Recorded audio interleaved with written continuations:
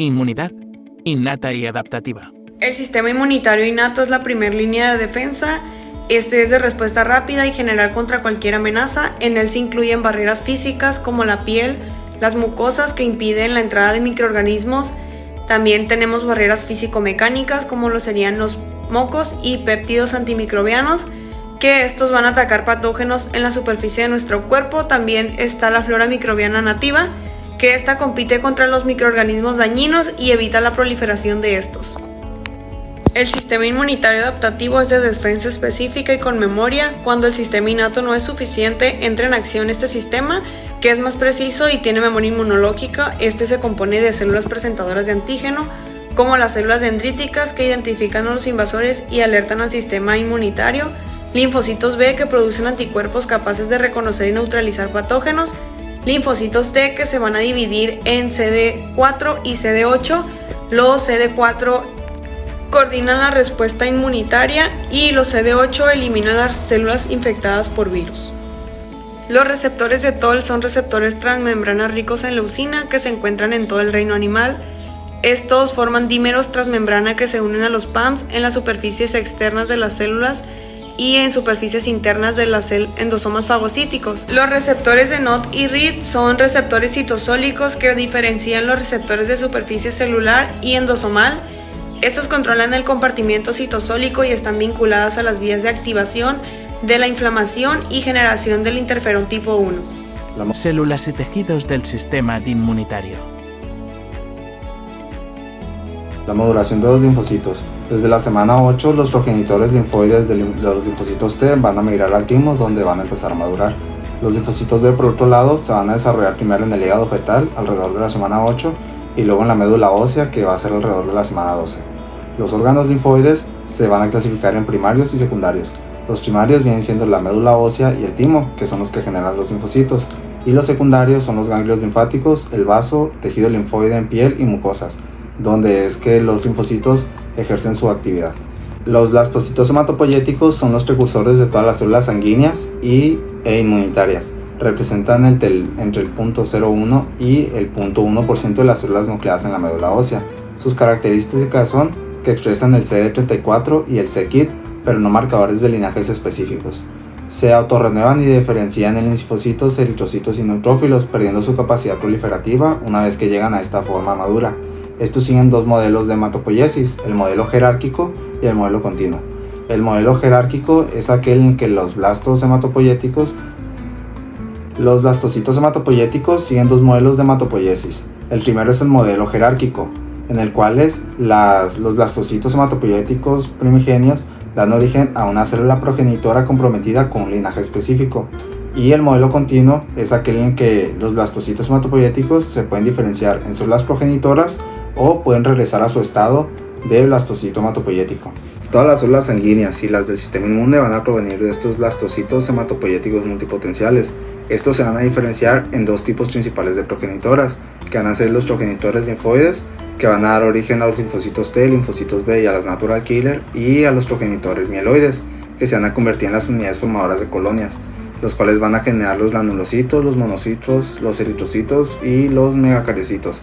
A medida que avanza este desarrollo, las unidades formadoras de colonias se van a volver más específicas, dando lugar a las unidades formadoras de colonias de granulocitos y monocitos y a las unidades formadoras de colonias de eritrocitos. Los linfocitos, que son un tipo de glóbulo blanco, se van a derivar de las células progenitoras linfoides.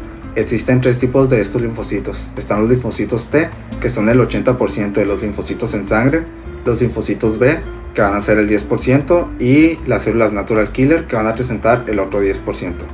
Estos van a representar el 25% de los leucocitos circulantes en la sangre. Los linfocitos T van a madurar en el timo. Esto va a suceder de dos maneras, mediante la selección positiva y la selección negativa. La selección positiva es cuando sobreviven los que pueden reconocer las moléculas propias del complejo principal de histocompatibilidad, mientras que la selección negativa es cuando se eliminan aquellos linfocitos que están reaccionando de manera excesiva contra las células propias del organismo. Durante la maduración de los linfocitos T se va a cambiar su expresión de su clúster de diferenciación, que son CD4 y CD8. Primero está la etapa de estado inicial, donde va a estar tanto el CD4 como el CD8 negativo. Después va a estar la etapa de doble positivo, donde van a estar el CD4 y el CD8 positivo. Después va a estar la etapa, en donde ya se diferencian en linfocitos T colaboradores, que son aquellos que sí expresan el CD4, y finalmente los linfocitos T citotóxicos, que son aquellos que sí expresan el clúster de diferenciación CD8. La maduración de los linfocitos B va a ocurrir en la médula ósea, que es a partir de las células progenitoras linfoides. Primero se va a dividir en 4 etapas. Primero está la etapa Pro-B, que es aquella en la que el ADN no está recombinado y no tiene inmunoglobulinas en su superficie. Después está la Pre-Beta, que expresa un receptor de antígenos inmaduro. Después está el linfocito B inmaduro, que es cuando presenta la IgM. Y por último el B maduro, que es el linfocito B virgen, que expresa IgM e IgD en su superficie.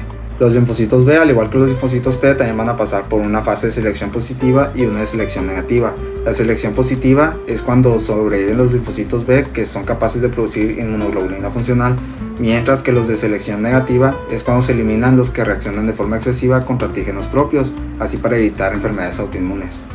Y al igual que los linfocitos T, los linfocitos B también van a tener un clúster de diferenciación. Aquellos que tienen el clúster de diferenciación 5 están relacionados con la inmunidad innata y son llamados linfocitos B1, y los que no tienen el clúster de diferenciación 5 son aquellos que son llamados linfocitos B2 y se encargan de la inmunidad adaptativa. Los linfocitos natural killer, estos son linfocitos especializados en la destrucción de células infectadas y de células tumorales. Estos se van a desarrollar en el timo y en la médula ósea, detectando las células con niveles reducidos de moléculas del CPH de clase 1, lo cual es común en las células tumorales y en las células infectadas. Estas van a destruir sus objetivos mediante las perforinas, las granzimas y las granulicinas. También tenemos a los fagocitos mononucleares, que vienen siendo los monocitos. Estos representan el 10% de los leucocitos en la circulación y se diferencian en macrófagos en los tejidos específicos. Estos se van a encontrar en el hígado, en los pulmones y en el cerebro. Estos van a presentar el clúster de diferenciación 14 y el CPH de clase 2. También van a tener TLRs y se van a encargar de producir citocinas como el interferón gamma y el interferón alfa. Por otro lado, vamos a tener a las células presentadoras de antígeno, que van a ser los monocitos, los macrófagos, las células dendríticas y los linfocitos B. Estas, como su nombre lo indica, se van a encargar de presentar los antígenos a los linfocitos T para que puedan defender al organismo contra toda posible infección. Ahora hablaremos sobre los tejidos, principalmente sobre los nódulos linfáticos. Estos nódulos se van a encontrar dispersos en los vasos linfáticos y se encargan de filtrar la linfa antes de que ésta entre al sistema vascular. Su estructura está dividida en dos. Cada nódulo está encapsulado vascularizado y tiene 2 zonas específicas para la interacción de los linfocitos B y los linfocitos T. Tiene 2 zonas, la zona B, que contiene linfocitos en los folículos corticales, donde va a interactuar con las células dendríticas, y la zona T, en la corteza paracortical, donde los linfocitos T interactúan con las células dendríticas.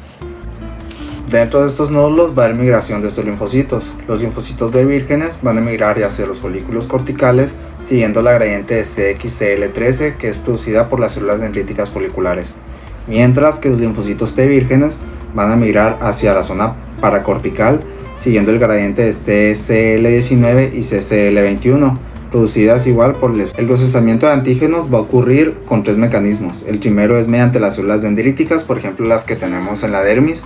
Estas van a encargarse de agarrar antígenos, se van a ir hacia los nódulos linfáticos y aquí es donde los van a presentar hacia los linfocitos T. También las moléculas solubles como los virus o moléculas de alto peso molecular van a entrar por los vasos linfáticos aferentes y se van a procesar por los macrófagos o las células dendríticas, las cuales también se van a encargar de presentar estos antígenos, pero ahora a los linfocitos B. Luego, por último mecanismo, está el de bajo peso molecular, en las que estas moléculas de bajo peso molecular se van a absorber por las células dendríticas en los conductos de fibroblastos reticulares, y es aquí donde se van a presentar a los linfocitos T. El vaso también tiene un papel en la inmunidad del cuerpo.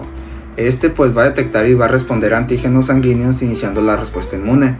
También va a eliminar a los glóbulos rojos viejos que ya tienen más de 120 días, complejos inmunitarios y a microbios. La anatomía del vaso se divide en 2, en pulpa blanca y en pulpa roja. La blanca es donde se activan los linfocitos T y B encargados de la respuesta inmune, mientras que la pulpa roja es aquella que filtra la sangre y va a eliminar las células viejas y partículas extrañas. El timo es otro de los órganos encargados de ayudar al sistema inmune. Este se encuentra detrás del esternón. Va a involucionar después de la pubertad, ya que ya no va a ser tan útil. Este se encarga de entrenar a los linfocitos T para protegernos. Este se divide en lóbulos tímicos y estos lóbulos se dividen en 2 zonas, en la corteza y en la médula. La corteza es de alta densidad de linfocitos T inmaduros y la médula es donde se van los linfocitos T que ya están maduros, listos para salir al torrente sanguíneo a defender al cuerpo. El timo es complejo principal de histocompatibilidad.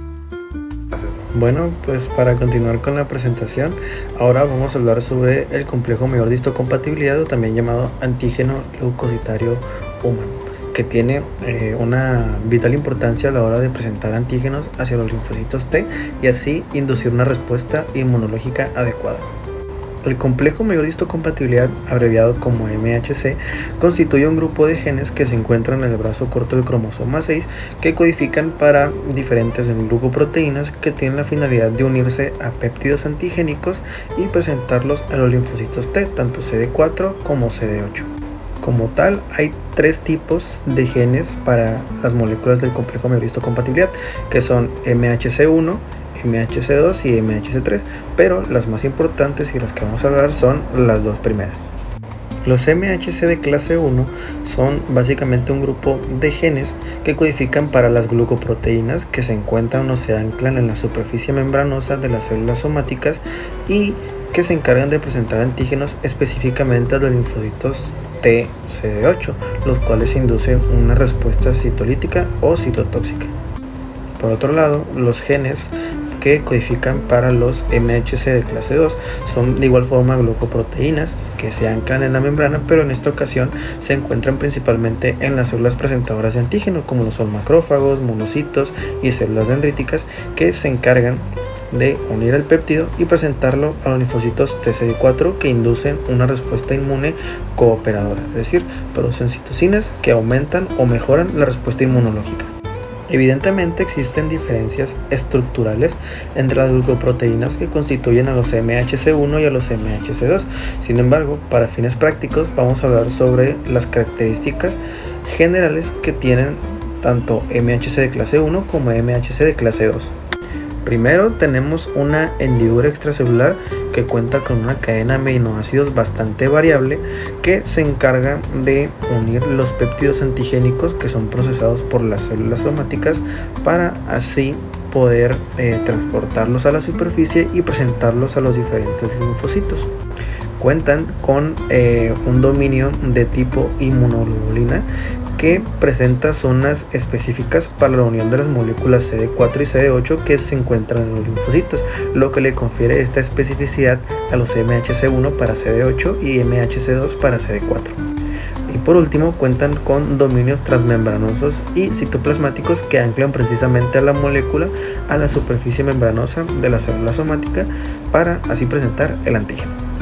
Ahora, el proceso por el cual se da la unión del péptido al MHC se resume en la imagen que están viendo en pantalla, que resume este proceso en 4 pasos, que son la captación del antígeno, ya sea por endocitosis o por la entrada espontánea, en el caso de infecciones virales, hacia la célula. Segundo, se da por el procesamiento del antígeno, que se da por la lisis del antígeno por enzimas de los proteosomas o de los fagolisosomas en caso de ser endocitados.